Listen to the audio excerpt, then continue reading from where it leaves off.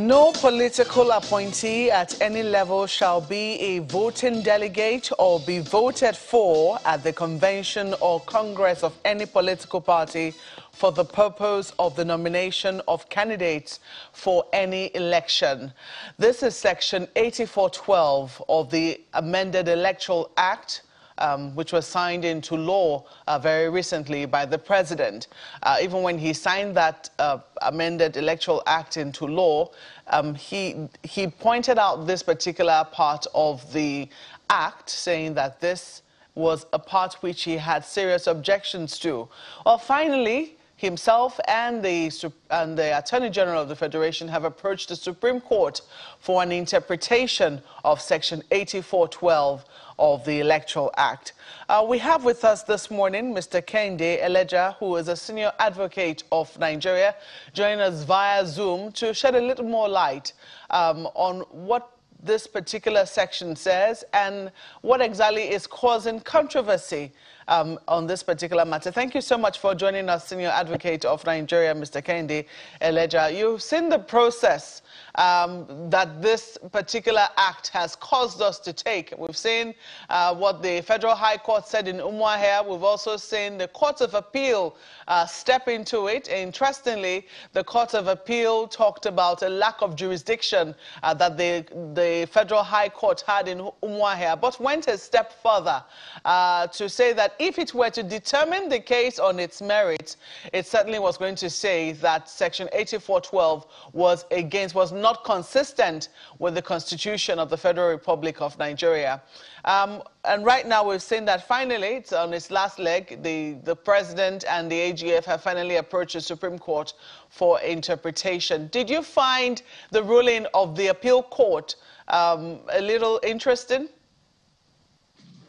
First of all, let me say good morning, and it's my pleasure to be on the program. Now, considering the background of the matter, you will recall that Section 8412 was introduced via the recent amendment to the Electoral Act, like you have said. And the implication is that it seeks to disqualify or disentitle some political appointees in the categories of ministers of federal government, special advisors and commissioners, and special advisors at the state level from being eligible to vote as delegates at the convention of their respective political parties to elect flag bearers for the purposes of the 2023 election. It goes further also to prevent this category of individuals from being eligible to be elected as flag bearers for their respective political parties. The trajectory of the case is quite interesting. A private individual approached the court to challenge this provision. Incidentally, he was neither a candidate or a person that was interested in contesting at any of the conventions of the party. But he nonetheless filed the matter in Umuahia, and a decision was rendered by the Federal High Court annulling that provision and directing the Federal Attorney General to ensure that that provision was deleted from the law. An appeal was filed, incidentally, by the PDP, who was not a party to the proceedings at the Federal High Court. That party obtained leave as an interested party, and the Court of Appeal had to resolve that case without the necessity of delving into the merit of the issues that were adjoined as such, because it was found that the plaintiff that approached the court actually lacked the local standard. That is the standard to show he never showed sufficient interest. And because he didn't show sufficient interest, the court also found that there was no cause of action.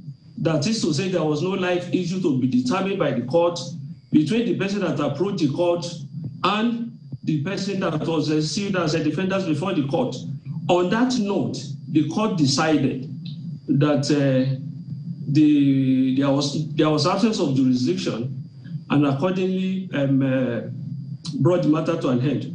However, as an intermediate court, it proceeded to make a pronouncement on the legality otherwise of Section 8412 of the Constitution, And the conclusion was that that constitution was indeed discriminatory against the category of individuals that are affected by that law.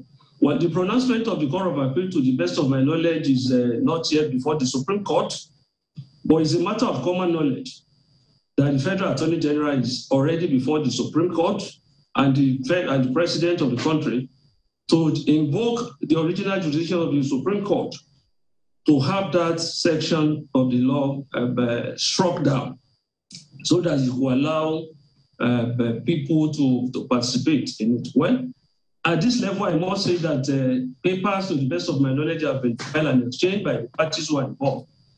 And one will have to be cautious and circumspect by way of refraining from making categorical opinions that will undermine the pending matter before the Supreme Court.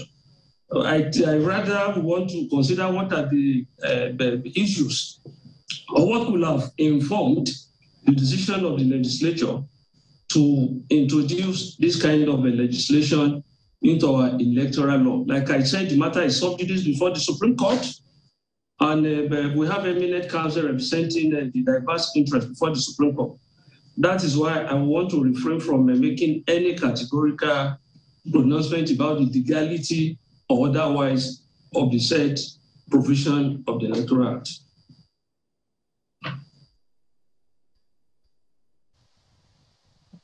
Well, they've quoted many parts of the Constitution which they say that it is in contradiction to. They quoted sections 65, 66, 106, 107, 131, 137, 147, 151, 177, 182, 192, and 196 of the Constitution. They say all of this, given a combined reading, would be pointing to discrimination on the part of Section 8412.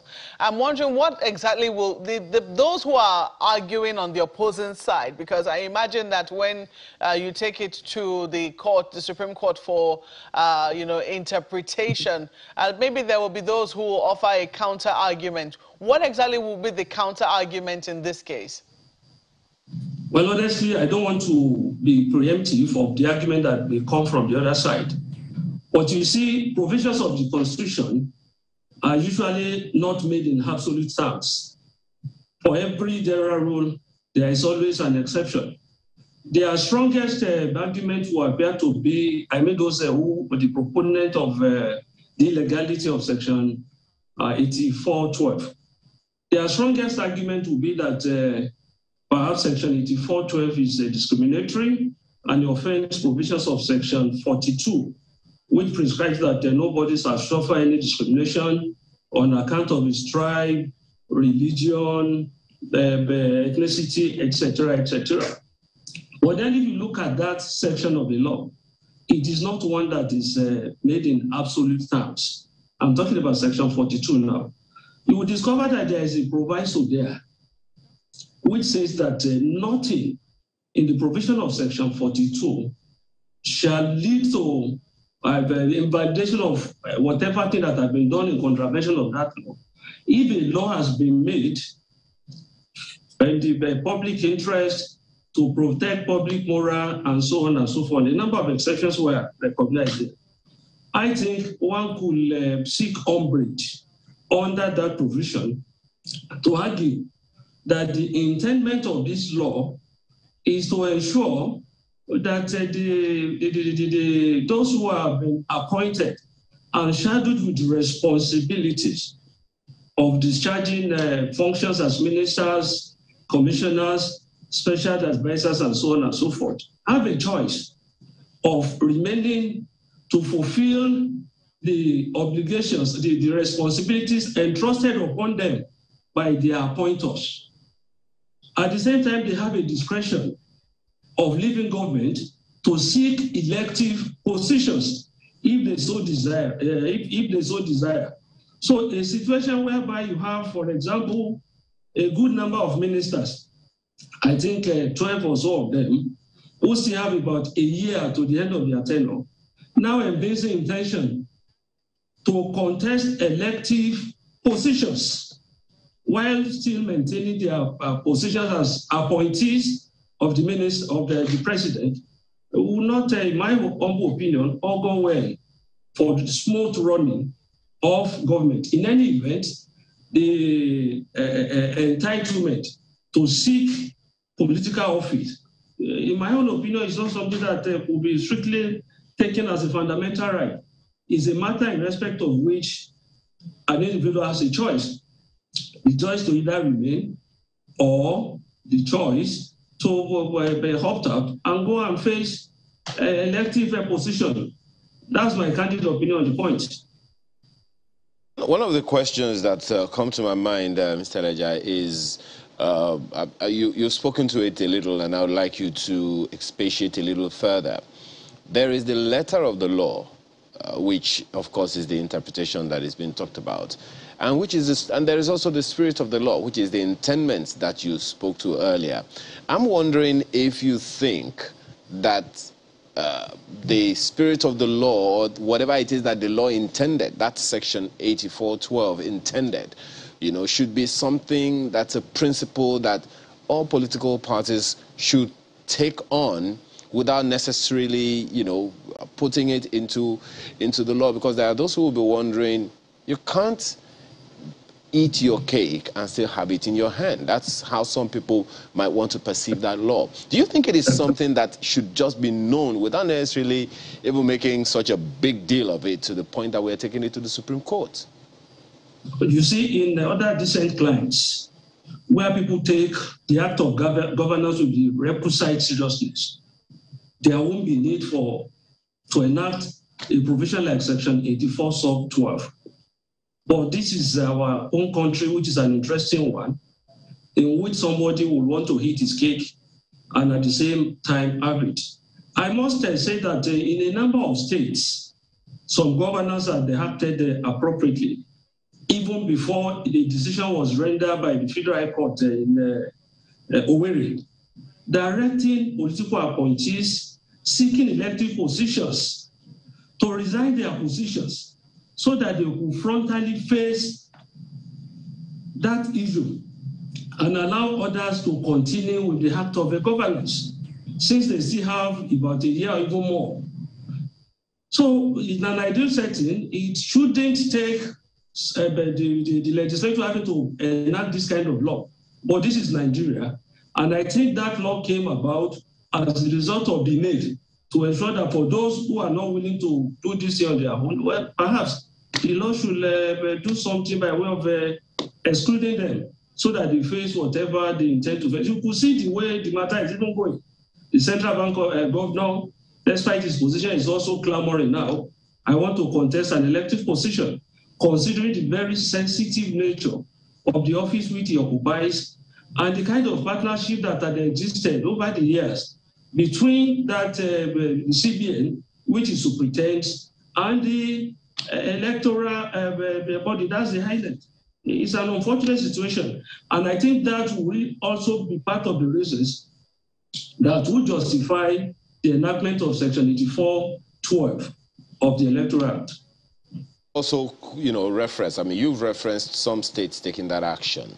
There are those Yes. who also, you may also want to reference what the federal government has done. The president himself putting out a letter and saying, if you want to contest, resign. Do you consider that cheering against the backdrop of the fact that it is the same, president that's gone to court, to the Supreme Court, to seek an interpretation of the law that he is already obeying, it will seem? Well, if you look at it critically, we discover that the president directive came about the time or after the time that the Federal Court had given its decision. And I want to impute into that an intention not to gamble in case we allow our party members to run and it turns out that Section 8412 is valid. What happens to those who might have been elected despite the provision of Section 8412?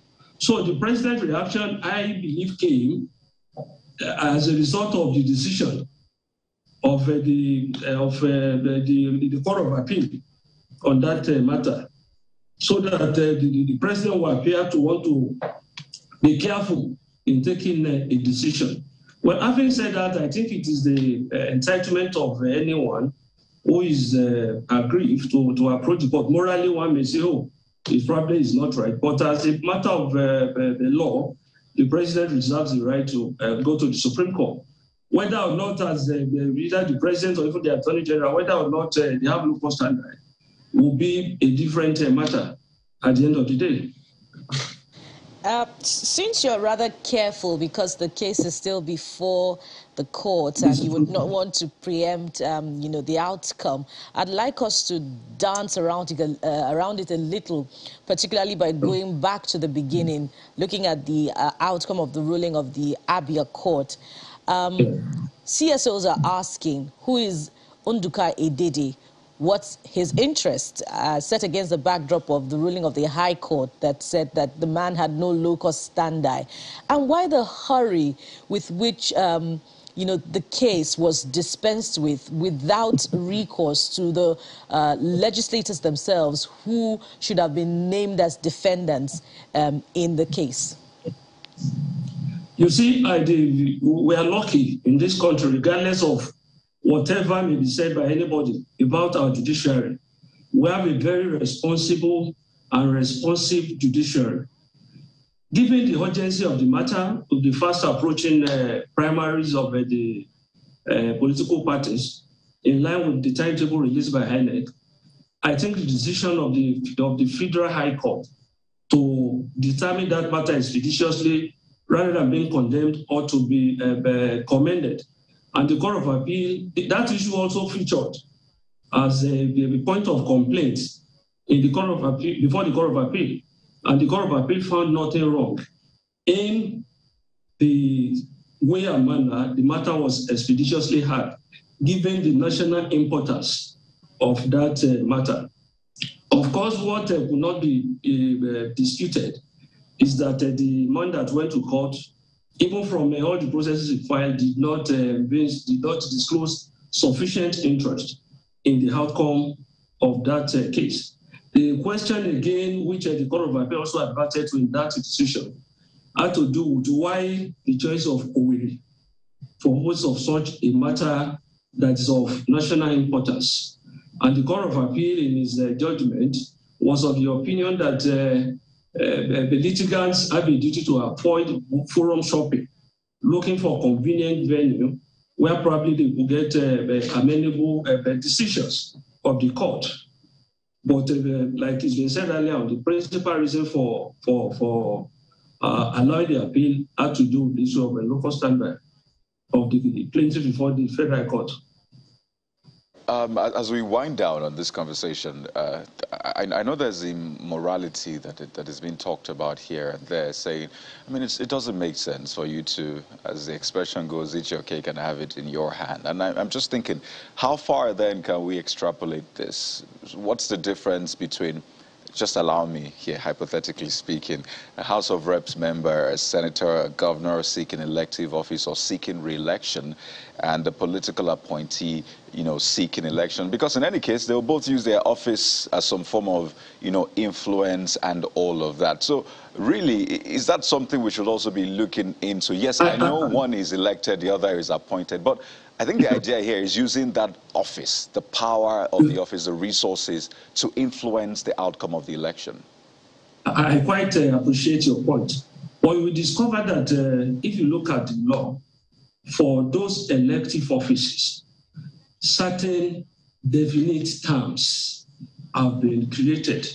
For example, for the president, a definite term of 4 years has been guaranteed by the Constitution, of course, subject to some other conditions. The same thing with the governor. But for somebody who is a minister, for somebody who is a commissioner, for somebody who is an advisor, such tenures are not guaranteed by the Constitution. Somebody may be appointed today, tomorrow is removed.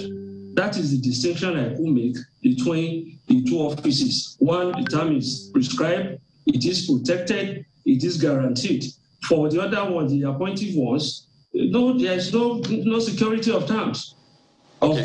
So somebody may be removed even the day after he's sworn in as a commissioner, for example. Pardon me, I understand the tenure. That's why I said I understand. I know one is elected, definitely, so that's backed by law. Okay. But I'm saying that that point of using, you know, the instrument of your office, the influence, the resources, I mean, you understand what I mean. So that's the point I'm trying to make, that if we're trying to guard against that with the political appointees and all of that, why aren't we at least speaking about guarding against that even for those in office? I'm talking about the House of Reps members, essentially people elected. Isn't that a conversation we should also be having?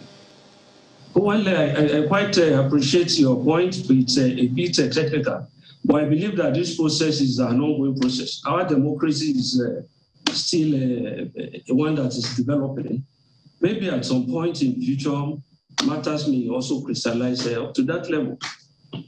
Talk about the constitutional provision that speaks to, you know, what should be done by someone seeking the office of maybe president, governor, saying that they must resign 30 days before the election. Now, I've heard different interpretations. Some saying, well, it's the party primaries that might be talking about. Some say, well, no, it talks about the general election. But, you know, the Constitution just says the election. And you can actually say the primaries is some sort of election. So how do you interpret that, really? And I'm talking for the current ministers, who some have said, well, it might be too late because the primaries is just a few days away. I quite agree that there is no ambiguity about that provision of the law. It relates to the proper election. And that is why Section 8412 is particular about party primaries. Somebody voting as a delegate at a convention to appoint flag bearers, or putting himself forward to be appointed as a flag bearer of a political party. Appeal court in its rulings had said that if it were to rule, that it will rule that it was unconstitutional because it runs foul of Section 42 of the Constitution. But Section 42 of the Constitution speaks to sex, place of origin, and all other related issues. Please clarify how it relates to the dictates of 8412, which the court is trying to say that discriminates against the individual in relation to Section 42 of the Constitution. My honest view is that Section 8412 is not discriminatory because it cut across every political party. It will have been a different thing if it affects Party A without affecting Party B. If you look at Section 42, which talks about discrimination on account of tribe, on account of religion, on account of faith, and so on and so forth. So you may want to say that even though the principle is the same, trying to provide a guarantee against discrimination, well, I think it will be extending that to be carried that provision a bit too far to insist that Section 8412 is discriminatory. You know, there's one point we haven't cleared, Senior Advocate, and it's really, what is the state of 8412 as we speak right now? Because it looked like it was deleted at some point, but now... as we speak now, legally speaking, as we speak now, by virtue of the judgment of the Court of Appeal, which allowed the appeal of the PDP, and they struck out the suit before the Federal High Court, it's as if no action was taken. It's as if no challenge was taken against Section 8412. So in law, Section 8412 is extant, and it will appear that it was in appreciation of that the Honorable, the Attorney General of the Federation and the President had now approached the Supreme Court in the hope that the Supreme Court will accede to their request. So that section is still extant. It is still part of our law until otherwise decided by the Supreme Court. What about those taking the, comment now of the appeal court, Abuja, which some say remains arbiter, saying that, well, if we were to decide on this, it is unconstitutional. Some have already taken that far, saying, well, that is the decision on this now, meaning that it's unconstitutional. How do you link that up? You see, legally speaking, once the court says, oh, there is no jurisdiction, it's as if nothing had happened. It's like talking about a building without a foundation. If there is no foundation, you can't be talking of a building. But the Court of Appeal, just as the intermediate court, just decided to exercise restraint in case that matter gets to the Supreme Court. And the Supreme Court will have to pronounce on the merit of the case. Supposing the Supreme Court decides to overrule the Court of Appeal by holding the whole, the person that went to court had local standard, and that there was cause of action, and that the proper was properly determined. Of course, the Court of Appeal had merely availed the Supreme Court of its opinion on the matter, so that the Supreme Court will have the benefit of considering this matter, rather than remitting the matter back for the Court of Appeal to consider the case on the merit. So, like I said earlier, it remains a mere obiter, it remains a mere observation, until validated by the Supreme Court. It does not confer any right on the plaintiff that approached the court and on those others who share the same view with him.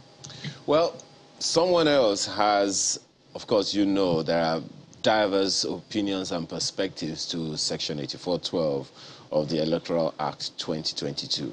Here is one.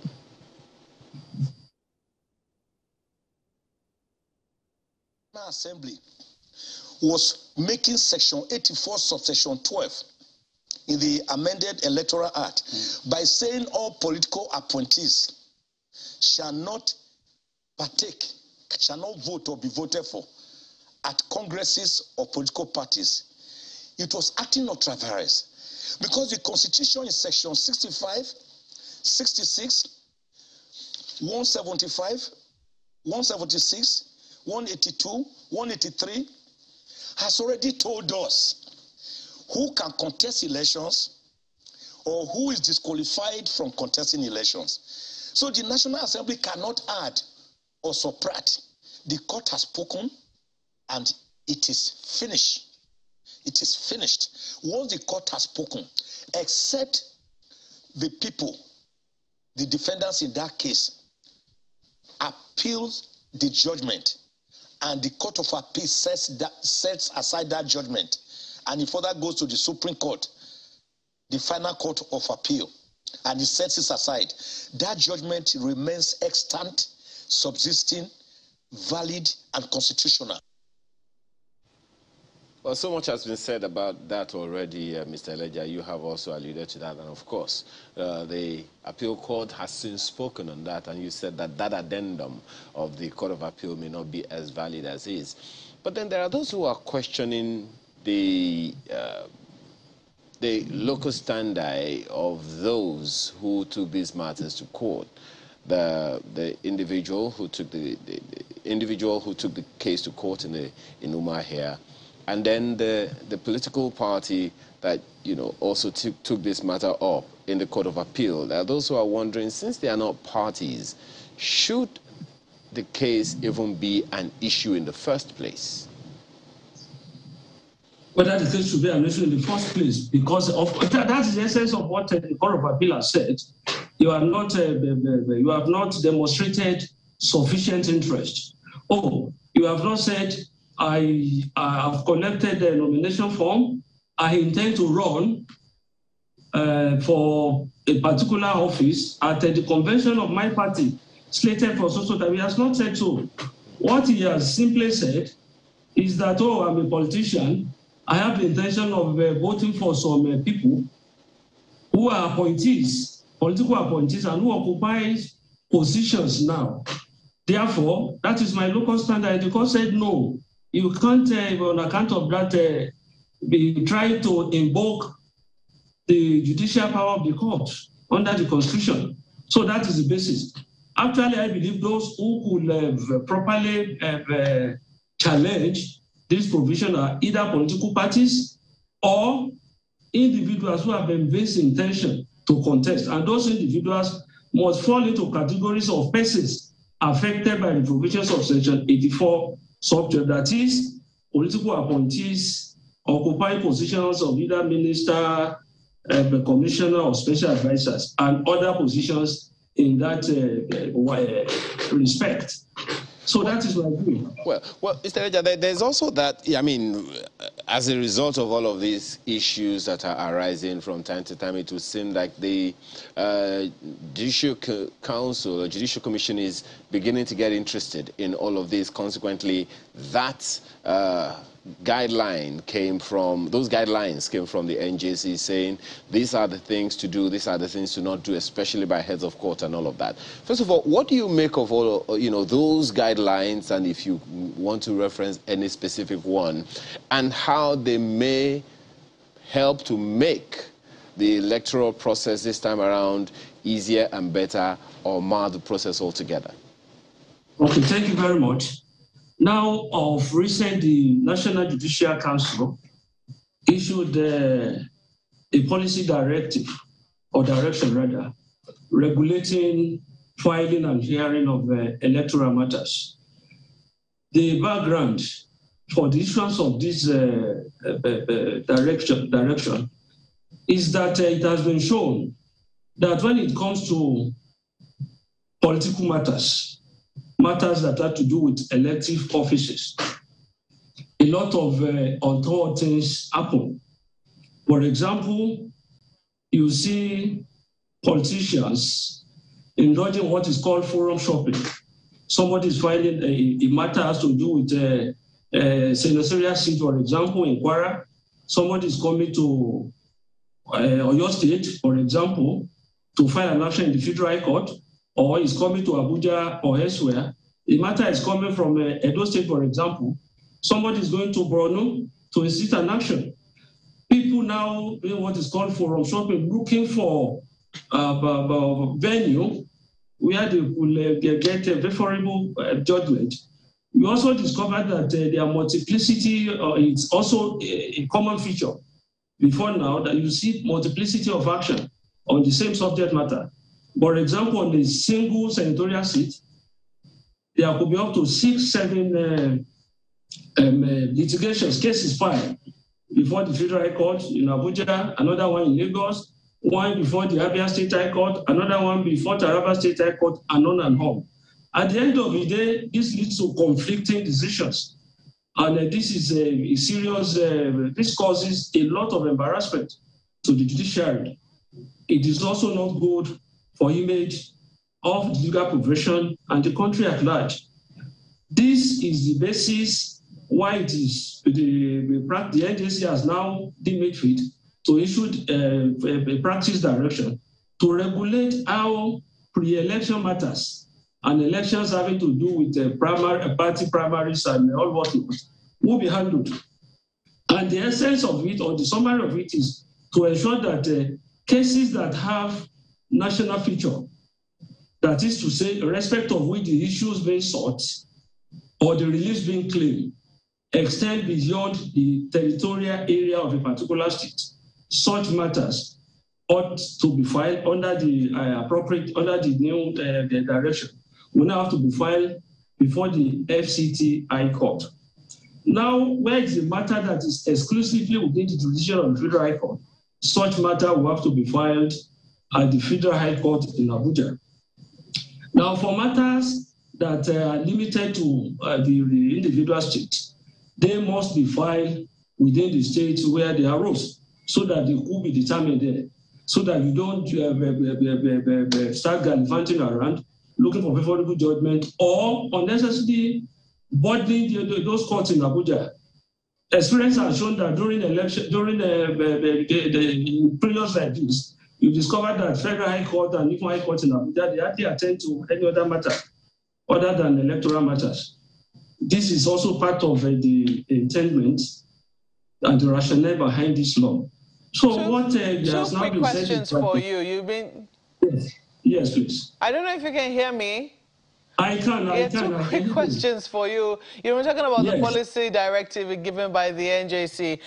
First will be that regardless of whatever the Supreme Court says, do you think that a president in future can ask members of his cabinet to resign if they have political ambition, regardless of whatever it is, regardless of whichever way the Supreme Court rules concerning Section 8412? Thank you very much. These individuals are appointees of the president. They are appointed at his pleasure. And he who that hires in this circumstance has the power to also fire, regardless of the decision of the outcome of the case before the Supreme Court. It is the discretion of Mr. President to relieve any minister or advisor of his position at any time.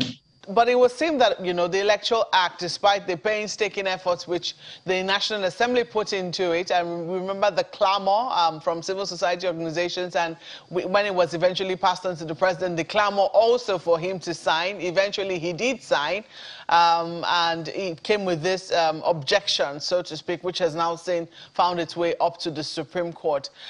We found out that Section 84(4) of the Electoral Act, it would seem, was an error. That's what the National Assembly said. And only last week they sat to amend the Electoral Act 2022 once more. I do not know if you noted that particular exercise and what you made of them amending Section 84. I mean, Section 84 seems to have lots of issues. If it's not controversy, it will be error. Did you take note of that particular exercise, and what did you make of it?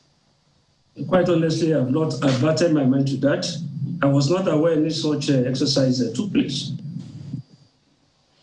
Okay, I'm trying to get out the particular,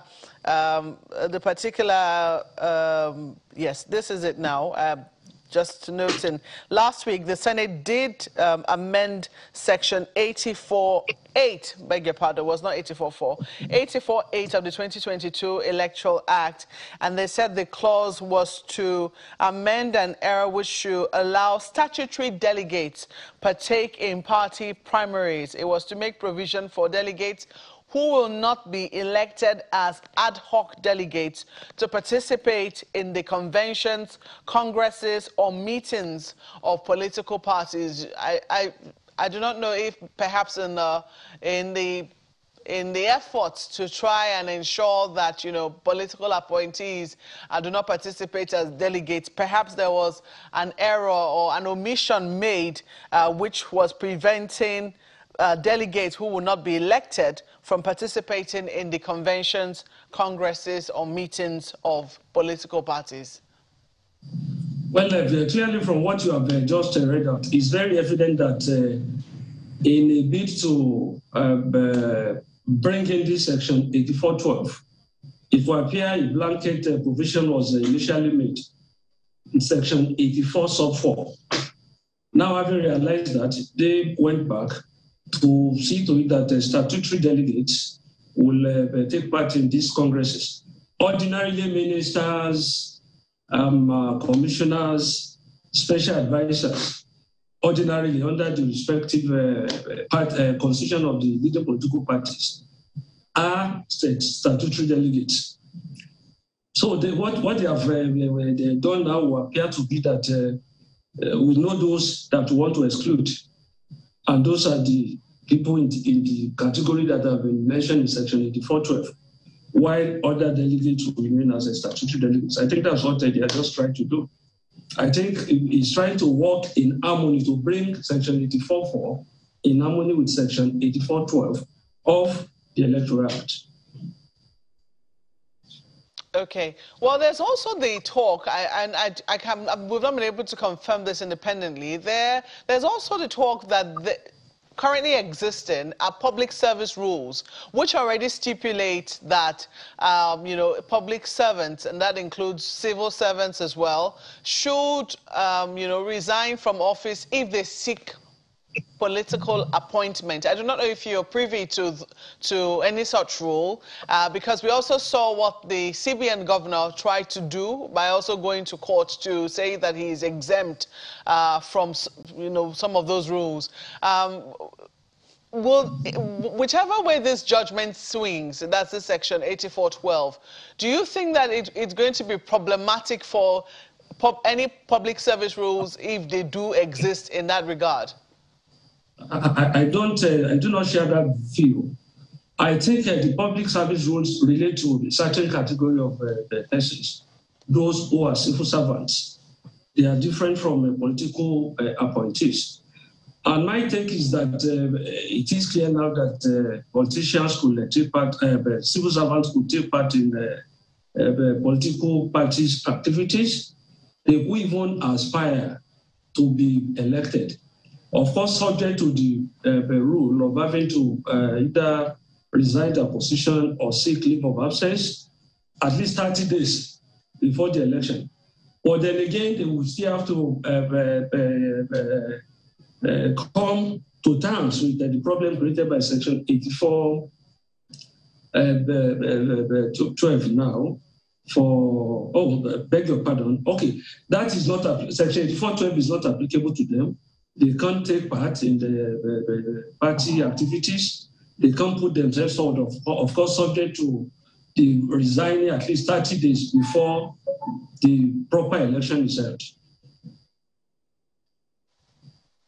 The question I'm asking is whether or not, can they too claim discrimination? Aren't they being discriminated against by virtue of whatever it is that whichever way this judgment swings? Can they too claim that they're being discriminated against, being prevented from contesting or